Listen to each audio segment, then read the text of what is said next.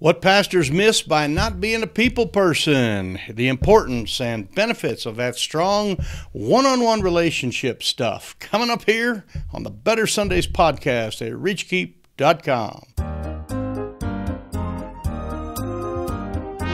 Welcome to the Better Sundays podcast. Focused, practical, and usable advice for church leaders looking to reach new young families and impact their community. Well, greetings. Today we are talking about a very important topic, and that is some relational stuff. And as we cover communications for leaders, one of the most important things we can do is learn how to communicate one-on-one, face-to-face. And we're going to talk about what happens when you miss out on some of those things. As a pastor, in fact, you might be called preacher at your church. Many times we find our identity in what happens behind the pulpit and when we're there talking to the entire crowd. And there's a lot of good that can go on. And believe me, I love preaching and I love to hear it, and I work on it hard and make my messages good. But that is not the only kind of communication we have. Today we're going to talk about on what you miss by not being a people person and being able to have strong one-on-one relationships with the people in your church. So let's jump right into things here in just a second, except for the introduction, of course, is Mike Holmes here, founding pastor of Sinclair Baptist Church. Not sure if you've been on one of our podcasts or not. We've had a lot of new subscribers lately, and I appreciate that. So many of you are new, but I'm the guy that started the church out here in Wyoming. We have a good, vibrant local church, and very excited. Turned it over to a younger guy not too long ago, and I'm able to spend a lot more time creating flourishing churches rather than just creating flourishing believers like we have in our own local church. So I'm excited about things. I got some good tips here, some things we're going to be working on, and so welcome aboard. Thank you for joining us. If this is the kind of thing that you like, give us the old thumbs up there somewhere, or mash that thumbs up button, or whatever the other the subscribe thing, a little red box down the corner there. If this is helpful to you. If it's not helpful to you, then just move on and catch some good John Wayne videos on YouTube or something like that. I'm sure you'll find something to watch. But if you like training, and if you like to sharpen your axe, and if you like to just really constantly improve, especially in the arena of the local church and reaching young families in the local church, then you are at the right place. And we try to produce, this is a podcast, goes out as a podcast as well. You can find it at the Better Sundays podcast, but we also pump this out onto YouTube, and that's where we've been getting most of our mojo here lately. A lot of people watching, very excited about that. So, hey, let's just jump into things. What you miss, okay? And there are some things that you can certainly miss, and here is the first one that I wrote down in my notes. You miss, if you're not a one-on-one person, and you're just a pulpiteer, and by the way, I don't think that that's totally wrong. I mean, I want you to be balanced in all of those things, but I've met many guys that are great preachers, and they have other people that kind of do the one-on-one stuff. But you're going to miss out on a few of these beautiful moments that can happen at one-on-one. And here's the first one. It's what I call the powerful angle of the teachable moment. Now, you all know what it's like when you're preaching and you preach and, man, people are getting it, and maybe you get some good response, and, people get convicted and come to an altar, or, make decisions, however it works in your church. But there's a powerful thing that can happen on one-on-one, and it's where it's really the truth of God's word comes in. The pulpit stuff comes this way, and the truth of advice and counsel and one-on-one can come the other way, and it is that angle of the teachable moment. It's that time when it just clicks for somebody, and you are face to face from them, sitting across, from a coffee cup, or you're just talking after church somewhere. But it is one of those things that kind of comes boom, and it hits you, and you make, or in this case, the person that you're talking to makes that very powerful decision, one of those major steps in their life, and had nothing to do with a Sunday morning, Sunday night, Wednesday night service. It had everything to do with you being a people person and taking time to talk and listen and to speak into their life. You might have heard that phrase, speak into it. Let me tell you a story what happened to me. I was a young believer if even that. This all happened around the first summer I got saved, way back in 1978. And so I can't tell you if this story happened right before or right after. It was just kind of right in that moment. But a guy spoke into my life. The church that I was attracted to, and I'd never been to a Bible-believing Baptist-type church in my entire life, and I was invited to go to one. Another long story. I was accepted right away. I was already out of college, and the college group kind of took me under their wing, and we had pizza, and friendships were made, and it was just a wonderful, wonderful thing, and I started to immerse myself in the church. Several of the college-age guys and a few of the high school kids and a few of the adults played at the church on a softball league that they had. And this was a very, very informal softball league, okay? Little town, but it was just 2 or 3 teams around town. They kind of played each other, and I don't even remember if they were other churches or who we played. But I was kind of a lonely college guy, unmarried at the time. I just needed something special to do on Tuesday nights or whatever night they had their practice. So they'd have like practice on Tuesday, we'll say game on Friday.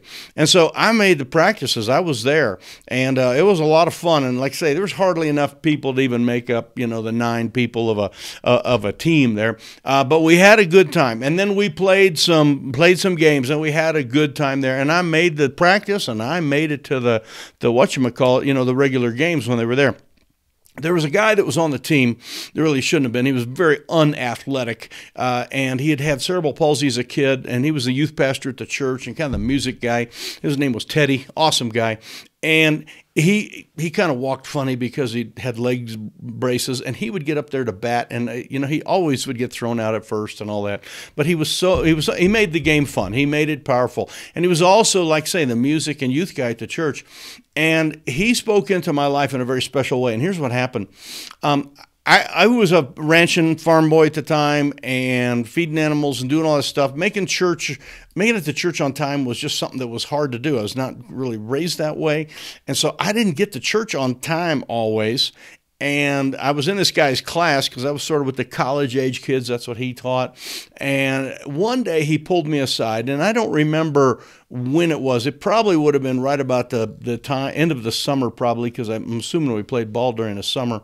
And I got saved right in the end of that summer. So he pulled me aside, and he said, Mike, he says, I noticed something. He says, you often don't make it in time for a Sunday school class or even for church because of, things that you got. And I understand you're busy and you're farm guy and all that. He says, but I've noticed something. He says, you make it to every softball practice on time, and you make it to all our games on time. And, it might be something for you to just kind of think about, that there is a priority there, that church probably is more important than softball. I'm telling you, pierced my heart. Okay, he said it in a loving, kind way, but it was one-on-one, teachable moment communication that changed my life. I mean, this was a pivotal moment in my life. This was the year that it all came together for me. And I am so thankful that he was not just a teacher or a preacher, but he had one-on-one skills. And pastor, if you are a church leader, whatever level you are, okay, don't miss out on being a people person. And it may be difficult for you. And it may be hard, and we'll talk about a couple things that help and make it easier. But don't miss out, because you are going to see those joyful moments. And I owe so much of my ministry and so much of my life to a funny little youth pastor guy that walked real funny way back in 1978, on the summer of 78. That's when it would have been. And he spoke into my life. And the teachable moment was that other angle from the preaching. Got the preaching, but also got the teachable moment. So powerful, powerful lesson there. I want to make sure that you get that. Another thing that you miss out on, okay, when you're not a people person, is you miss out on being like the functional Jesus, okay? And this is what I call a functional Jesus, not the theological Jesus, not carrying Jesus, not the eternal Jesus and all of those things. And you may be like Jesus in so many ways, and I trust you are, that you're forgiving, you're loving, you're preaching, you speak truth to power, all the things that he did. But Jesus had a functional side of him that we can't forget, and that is he took time. When he was like healing somebody, many times there was conversation going on. Okay, and he was talking to them one-on-one. It wasn't just a preaching time. Many times with his antagonists, with the guys that are against him, the Pharisees, Sadducees, there was conversational moments that were going on. And of course, his discipleship, many, many times, he was just sitting with the guys and talking to them, and whom do men say that I am? And, tell me, Peter, what do you think? And da-da-da. All of that kind of stuff. We need to be like Jesus in his theology, in his holiness, in his separation, all of those kind of things. And he was a powerful preacher. Be like Jesus that way too. But we need to be like the functional Jesus. And he spent a good amount of his time talking to people within 4 or 5 feet of them, okay? Very close to them. And again, not the straight rows pulpit type stuff, but just conversations. And that is a powerful portion of discipleship. And Pastor, if you think that you can totally disciple people from the pulpit, you are mistaken. There has to be a level of one-on-one that is there. And just like you sharpen up your pulpiteering skills and your study and all that, we need to sharpen up our one-on-one people skills, those relational skills, or we're going to miss out on being like the Lord himself. He was very good at this. So let me move on to the last one here. Okay, the third one here, got 3 of them here. The first one was you missed that powerful angle of the teachable moment. You miss being like a functional Jesus. And I wrote down this too. You miss the power. And if you're not a people person, you miss the power of empowerment. You miss the power of empowering somebody, and really, again, this kind of goes back to this first one, but kind of speaking into their life in a powerful way, and being the person that looks at them and believes in them as an individual.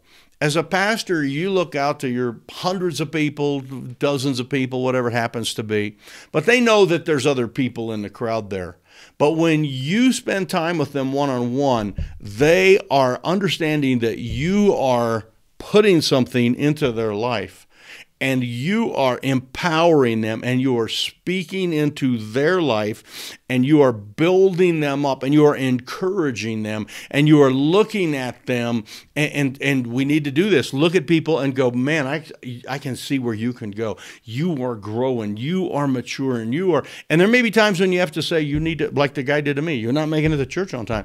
But that was empowering to me. He spoke into my life. And when you look at people individually, are you seeing them as like the numeral 10? I mean, they're 10s. They're not 1s or 0s. Okay, the big 0, loser, that kind of thing. They are 10s, and you can do that on a one-on-one thing. I think Jesus looked at Peter and said, man, this guy someday is going to lead this whole thing. Okay, and he knew. I mean, he had a knowledge of foresight there that we don't have, but he looked and saw that. But there was times when he could have been really down on Peter and could have saw him as a loser, and he did rebuke him at some times. But folks, I believe he looked at him and saw him and believed in him, and Peter saw that constantly, and Peter then became, every time he stepped up and improved in his life. This idea of having high expectations of a person and then coaching them. They say that the NFL, really good NFL coaches, are the ones that can take some of these younger guys, and remember, these coaches sometimes are twice the age of these guys, 3 times or more of the age of these guys, but they're able to take a 22, 23-year-old guy and build them up, and obviously they're sharpening them, they're correcting them, they're saying, don't do it this way, but do it this way, and when you do it this way, man, you're going to shine, you're going to do good. You can really see people as 10s, and I think a pastor, a church leader, Sunday school teacher, needs to view people as 10s. I mean, you just need to view that, and that is a powerful thing. Now, you may be stuck in a scenario where you can't do that, and if you've been burned a lot, believe me, I mean, we can do that. I had a friend, we did a lot of backpacking together. He was a police chief in our community, and we ministered together. Believer, great guy, came to church here, and we would take kids out and go backpacking. and do all sorts of fun stuff. It was great. And we had the opportunity to just kind of lay up and look at the stars at night, and have these deep conversations about things. And one of the things I found out about policemen and people who are involved in law enforcement, and I'm not saying anything bad if you're involved in that. I don't want to say anything bad in this way, but this guy kind of brought this to light for me. It was very difficult because his profession, because of his profession, he was always suspicious. He was always kind of looking at people as if they, might have done something wrong, or their tags were expired on their car or whatever. And it was a difficult thing for him. And I was always like encouraging. I said, hey, that guy's a 10. He's like, oh no, I think he's a shoplifter. I think he's, it's like, and we had a lot of good, fun kind of discussions with it in a way. And he really was a positive guy and is involved in ministry now, doing a great job. But this is the idea of constantly looking at the negative. Oh, they just come to church because they just come here when we do the food ministry, they just come and eat lots of donuts every morning. Or here's one I hear all the time, okay? They just come on Christmas and Easter. Well, let me tell you something. There's some people that on this Easter or this Christmas, whenever it's coming up, whenever you're watching this, they're going to get saved and get their life changed, and it's going to be the remarkablest, most dynamic day of their life, and their life's going to be changed forever because they came to church on Easter. So it's the idea of just, always looking at people in the negative. They're always asking for money. They're always doing that kind of stuff. Pastor, if you have low expectations, of people, bad. I mean, you got to change that. You got to look into people and empower people. You got to see what Amazing Grace can do. Imagine if John Newton, the great author there of Amazing Grace, if someone had just spoken down upon him all the time. No, someone showed him the Amazing Grace, and he became this tremendous preacher, and of course wrote this great song for us. Here's a little thing I wrote down. Never verbalize low expectations to other people. Now, you're going to have them, and I'm going to have them. And I have worked with so many drug addicts and alcohol people and people that are addicted to porn and all that. And I know the percentages sometimes are not good. In other words, they're not going to happen. But I do not verbalize that ever, anywhere. You always speak positively of other people and say, hey, you're doing a great job, and let's move forward here and help them. And it doesn't mean you can't rebuke them and help them and some of that, but you don't say they're never going to be anything, okay? We need to make sure that as a one-on-one person that we're taking that opposite tack, that we are the person that, we're the most encouraging person that some of our church members run into. We're the person that believes in them when no one else believes in them. We're the person that loves them and takes them through the hard times. We're the one that gave them the Bible verses and all the way through all that stuff. So those are my points here. Summary. All right. You miss a lot by not being a people person, okay? So communication here. This is all about communication. So number one, put yourself in the right venue. Get yourself face-to-face with a lot of people, and I mean within 4 or 5 feet of them. That's what that means, not straight rows. And don't think you can disciple and pull it all off on a Sunday night service or whatever. I was talking to a pastor once and about discipleship, and he's a pulpiteer. He loves to preach, and it's like, well, when do you do your discipleship? When does the discipleship happen? Well, we disciple every Sunday night at 6:30, to 7:30 or whatever. He was like, that's when our preaching is. And yes, you can disciple and give some head knowledge, but there is nothing like putting yourself face to face in front of other people. Okay, make sure that you adjust your talking listening ratio. All right, and this is hard because, pastor, as a preacher, you're fulfilled and you're looked on by being the speaker, by the guy that talks all the time. And the typical Sunday morning sermon, nobody ever answers back. So that means you're not listening. Okay, but if you're going to disciple people and be a one-on-one person, you need to listen better and more often. So put yourself in a venue where you can listen better, and then adjust that ratio of listening to advice giving. We are professional advice givers, and sometimes we just got to really back that down, listen a lot more, and then give counsel. I mean, obviously, it's a biblical thing, okay, but don't consume the whole time. was speaking. And then the last one I wrote here was just this idea of empower, catch people doing things right, and encourage that discipleship and catch them going the right thing and get them going in the way. And by the way, when you listen to them, you find out what their needs are rather than what is on your heart. Now, this is a really difficult thing, and I'll just kind of finish with this, and then I've got just a quick announcement for you for what's coming up next time. And I've got my freebie here too. I got something to give you that's going to be really helpful for your Easter services that are coming up. And you might be listening to this in December, so but it'll be work for next Easter. So, but here's this idea. Okay, just because you've been studying something doesn't mean that's what people need. Okay, you need to listen, find out what their needs are, and find out. I like, for example, maybe I've studied over and over and over on, let's pick an Old Testament book, Jonah, and I got Jonah down, and man, he ran from God, and he needed to come back. And then I get to do a little one-on-one, and I found out that the person is having struggle with their 7-year-old who lies to them all the time. Okay, I can't squeeze Jonah into that. I need to listen and give advice to someone who has a 7-year-old that lies to them. And that's the one-on-one, okay, that helps. So make sure that you don't take everything that you have studied that week and put that into your conversations. Very, very important thing. So, all right, here we go.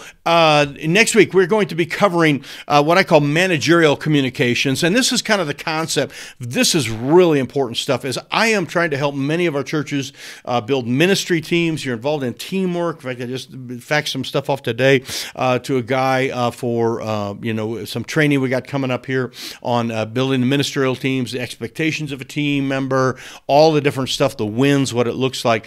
I want to talk about that, and we're going to talk about the communication, the kind of communication that a coach would be giving in a locker room during halftime. I mean, this is some powerful kind of motivational stuff, but it's also kind of, hey, we got to sharpen up here, we got to change here, we got to tweak here, we got to do this, and here's we got to go, boom. All right, so it's that managerial kind of communication that needs to happen. And then last of all, this is something, I will put the link to this in the notes. This is our Easter cheat sheet, and this are 6 great ideas to help you have a awesome Easter, the most awesomest, okay, Easter you have ever had. Okay, got some great stuff here. It's 3 different pages, PDF stuff that'll be helpful to you. Things that we have done. Every one of these are practitioner things. We've done them all. And so anyway, going to give that to you. Be in the notes at the bottom. You can pick up the Easter challenge cheat sheet that will help you out. So thank you so much for being with us here. Make sure you hit the little subscribe button over there in the corner. That corner, whichever corner it is. Appreciate every one of you that have done that, and subscribe and hit the like button and pass these things on and share this stuff. You are my friend. I appreciate this. And this helps. It helps other churches. It really does. We've seen more and more traction here lately on YouTube and on our podcasts, and our mailing list is growing like crazy, and all of that stuff because you guys are promoting this and helping other churches. So in a way, you're really helping other churches. You're helping create other flourishing churches, other parts of the world. And just got a guy the other day contact me from Great Britain. Very excited about that. So anyway, God bless you. This is Mike here. Don't forget, next week we're going to talk about that locker room halftime talk and how to do that kind of stuff. But God bless. We will see you next week on the Better Sundays podcast.